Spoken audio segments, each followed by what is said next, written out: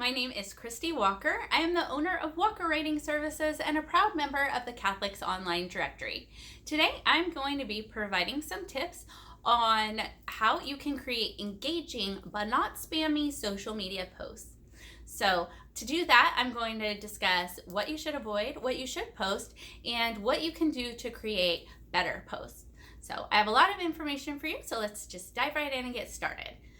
So what should you avoid posting so that you don't come off looking spammy? Now, I know none of us wants to look spammy to our followers, but there are some things that we may unintentionally do that make us look spammy to them. So the first thing that I want you to consider is quality versus quantity. Avoid excessive posting and don't post the same thing over and over and over again. It really waters down your message and it clogs up your followers' newsfeed. So 1 to 2 posts per day per platform. We're talking Facebook, Instagram, LinkedIn. Those should be like 1 to 2 quality posts per day. You can utilize the Facebook and Instagram stories feature, and that allows you to post more often without looking spammy. But definitely post 1 to 2 times a day. If you need to post more on a certain day, that's fine. But as a rule, just keep it to a minimum of good quality posts. Now, if you're posting on Twitter, obviously you can post a little bit more than that.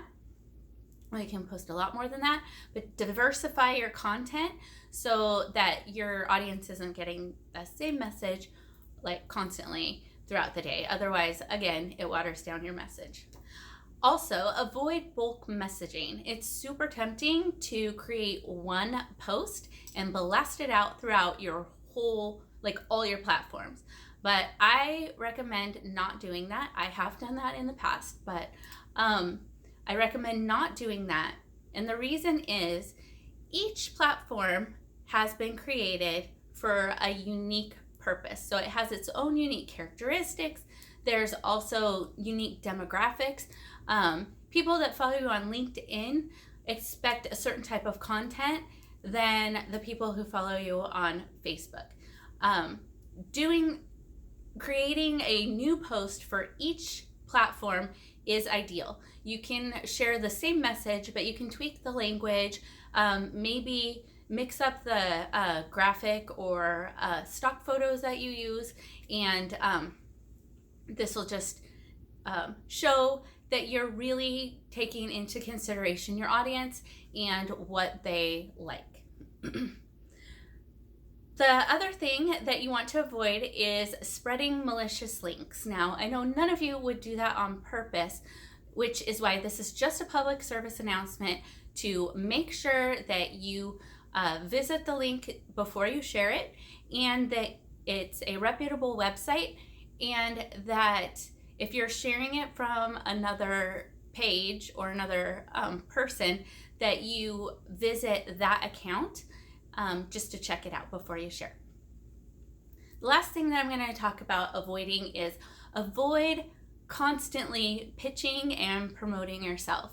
There's ways to soft promote yourself, and then there's like a hard sell like all the time. So just dial it back a little bit. Make sure that what you're posting provides value, and that is going to establish you as an expert, and people will go to you for advice and want to learn more from you. So what should you post? Well, again, like I just mentioned, being thought of as an expert is key to building and maintaining your audience and increasing engagement. So to do this, a great way is by crafting blog posts. And blog posts are something that you can share on most of your social media platforms, and you can drive traffic to your website from your social media accounts, which is usually what people are wanting to do anyway with social media. So definitely craft blog posts that have like tips and tricks and maybe product reviews, things that your audience is going to find value in, and they're going to keep coming back for more. And maybe sign up so that they can get your blog posts as soon as you write them, get notifications that you just wrote one. Another thing you could post are infographics and graphics, quotes, that kind of thing. I think branding them is always a good idea. So putting your logo and maybe your website, I would do that very subtly. It doesn't need to be big and bold, but do it in a subtle way so that if you share it or if somebody else shares it, they know who created it, and then they might visit your website or your social media account and want to learn more about you. Videos are awesome.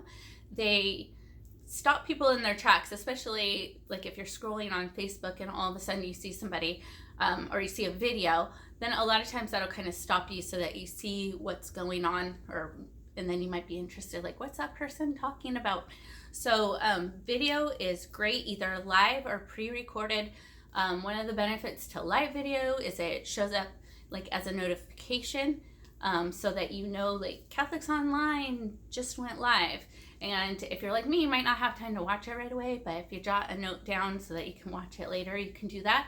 Or if you have time, you can watch it live, and that's great because you get to interact live with your audience. And a lot of times they really like that too, because they know that you're there and you're listening and you're responding in real time, and it just creates a nice relationship between you and your audience.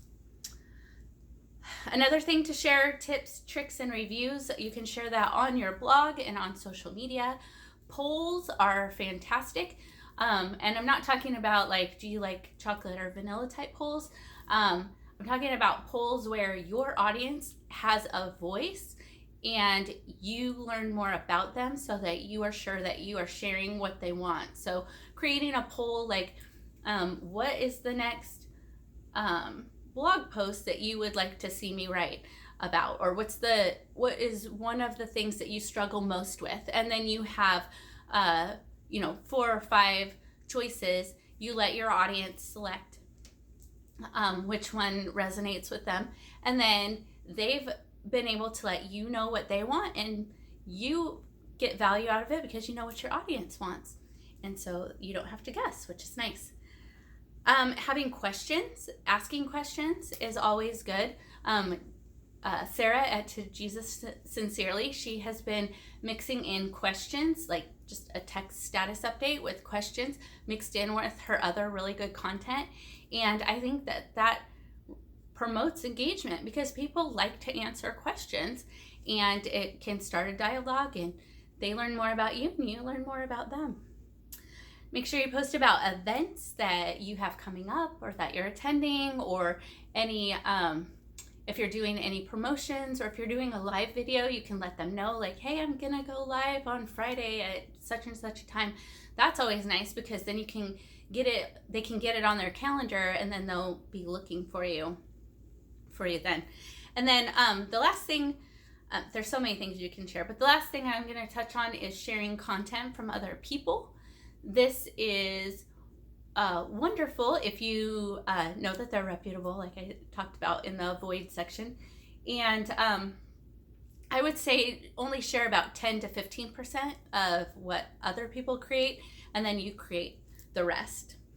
So how do you create better posts? Well, the first thing that you want to do is keep your audience in mind. If you're creating content based on, I don't know, just what you think they want, but they don't really want that, then they're probably either going to stop following you, or they're not really going to read what you're posting. So make sure you have your target audience in mind. Some of that goes back to ensuring that the content that you're posting is relevant for the platform that you're posting it on and that demographic.